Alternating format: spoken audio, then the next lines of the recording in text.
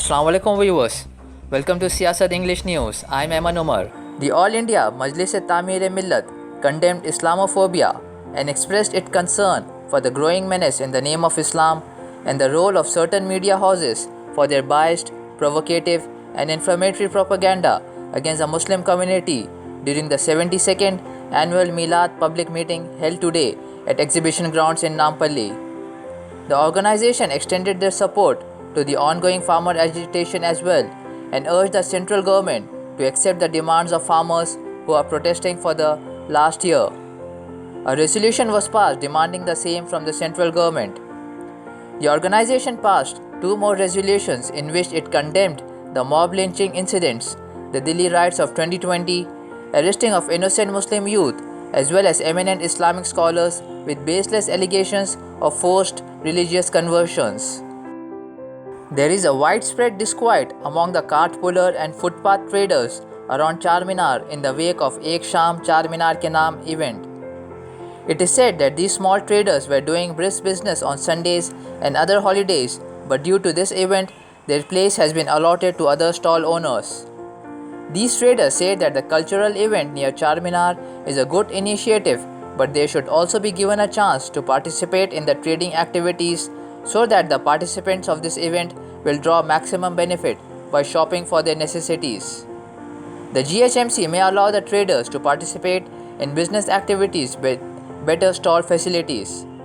The traders objected to the police action as their trading wares were removed from the CPP limits. The city of Pearls is the second most expensive city in India in terms of the residential property market in India after Mumbai. The latest survey report from PropTiger.com, a Pune-based property portal, has stated that Hyderabad city in the third quarter this year, that is from July to September, has reported a massive jump in residential property sales. According to the report, the average residential property price in Hyderabad on September 30th was 5,800 rupees to 6,000 rupees per square feet range as compared to Mumbai metropolitan area, wherein the prices were between 9,600 to 9,800 rupees per square feet range. The average prices per square foot in Hyderabad are higher when compared to other metro cities like Bangalore, Chennai, Pune and the national capital Delhi. The Siyasat Millat Fund has arranged the burial of 9 Muslim dead bodies that were taken from the Osmania General Hospital and Gandhi Hospital. The funeral prayers of the dead bodies were led by Mufti Sayyid Shah Nuruddin Khadri of Jama Masjid Arafat in Yaqutpura, while Islamic scholar Sayyid Salimuddin has prayed for the forgiveness of the deceased persons. The burial of the dead bodies took place in the Kukatpally graveyard. Bushra Tabassum, Sophia Khan, Mannan Khan and others acknowledged the donors of the Millat Fund and prayed for them. Meanwhile, the editor of Siyasat Daily, Zaid Ali Khan, thanked the caretaker of the Kukatpally graveyard, Sheikh Abdul Aziz, for his cooperation in the burial of the Muslim dead bodies. The BJP government refrain is Sabka Vikas, Sabka Vishwas, which means development for all communities, but the economic situation of the Muslims deteriorated from 2014 to 2019.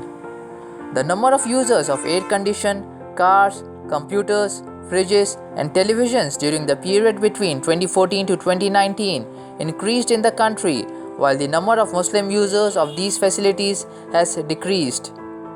The Muslims using these facilities in 2014 were 2% of their population, while this percentage has halved in 2019 to stand at 1%.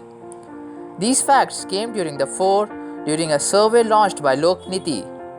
According to the survey, the users of these facilities in 2014 were 2% of the total population, which has increased to 3% in 2019.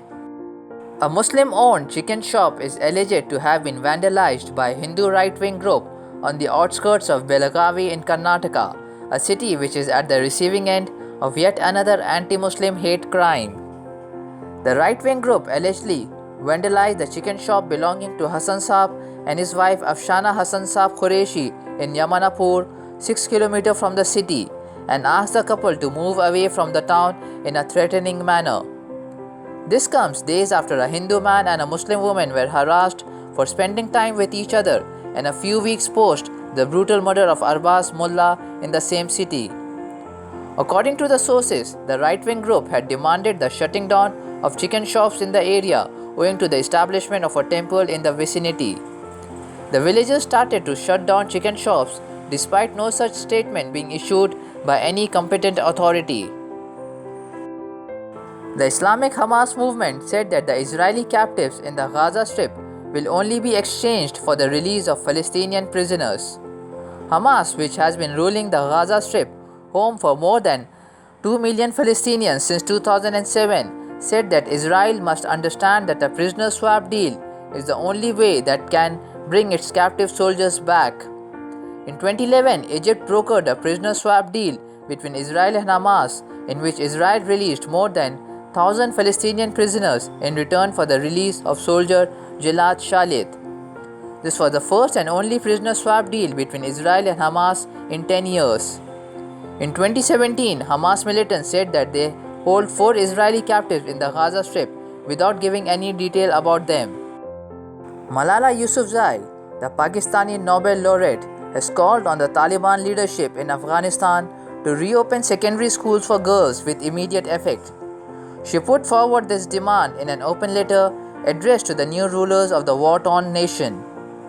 The Pakistani activist was shot in the head by Tehreek-e-Taliban Pakistan militants in her hometown of Swat Valley in Khyber Pakhtunkhwa province in 2012 for being the promoter and supporter of female education. Her open letter comes after a month since the Taliban seized power in Afghanistan. Since then, the Taliban leaders have maintained that they will be allowing girl education in the country. However, the Taliban have allowed only boys' education institutions to open and have ignored the reopening of girls' school. Even though the Taliban leadership promises to provide all rights to education to females in the country, including education, many are unsure if this promise would be met. That's it for today. Thank you, viewers.